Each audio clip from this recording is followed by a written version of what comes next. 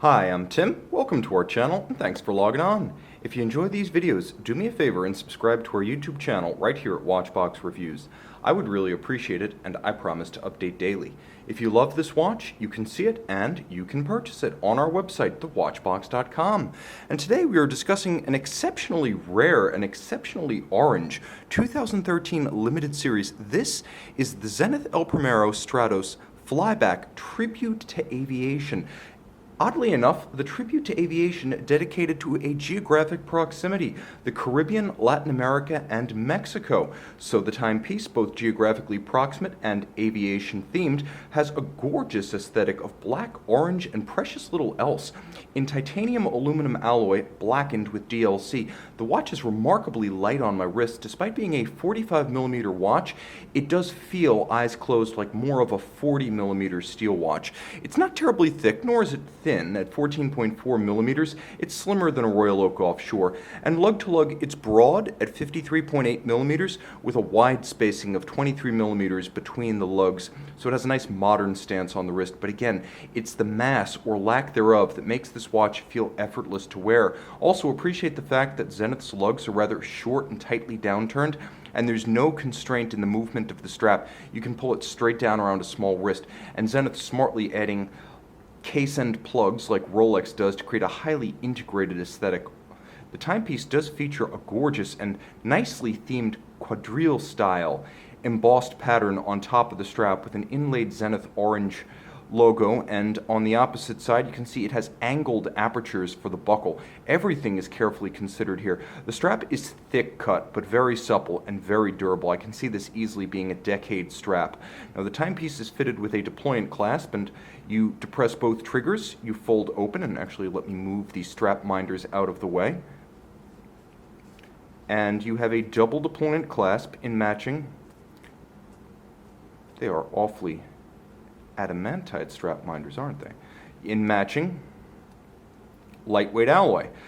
Now that that's done, you can see that it is a double fold, which is easier for a small wrist because it doesn't have the one big up and over fold that can pinch your wrist, and it's a smart design because it uses the swing arm as a spring for the triggers. So this one can't accidentally pop open, it's not friction fit, mitigating against droppage while donning or removing, and you can see that the cradle is curved to arc under your wrist and trace the arc of your wrist. The case, although dramatically darkened, features a handsome distinguishing feature right along the lug shoulders.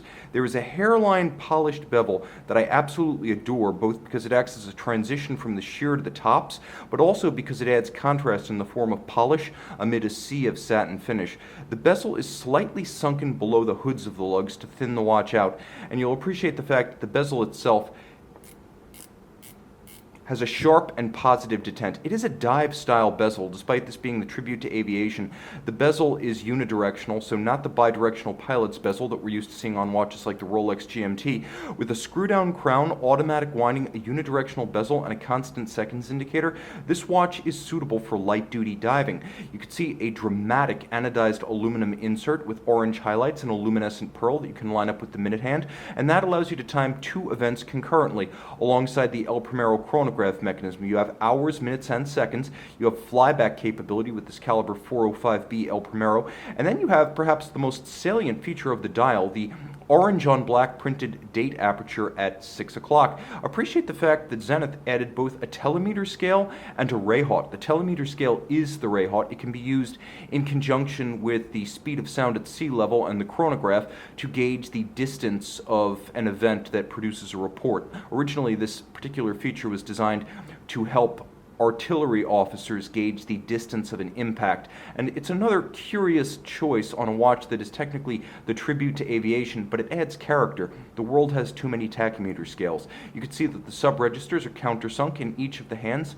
For the chronograph functions, features an orange highlight for easy viewing, all applique diamond polished indices. There will be a lume shot, believe it or not, screw-down crown, elongated chronograph pushers, and on the caseback, Zenith manufacture caliber 405B, 31 joules, bidirectional automatic winding, 36,000 vibrations per hour, 10 beats per second. It is an El Primero. It's the flyback variant of the El Primero, and this is the same movement that once graced the interior of the famed Rainbow Flyback pilot's watch, so you're getting a lot of heavy-duty history with this movement as well, not just an El Primero, but the El Primero from the Rainbow. You'll appreciate the fact that the column wheel mechanism on the El Primero has always been broad and open, with its levers and horns easily discerned amid the sea of mechanism, and the lateral clutch is beautiful and fully revealed. You can see it moving into and out of contact with the driving center wheel of the chronograph, and the El Primero being one of the most visible automatic chronographs with precious little blocking in the mechanism. You can even see the recentering hammers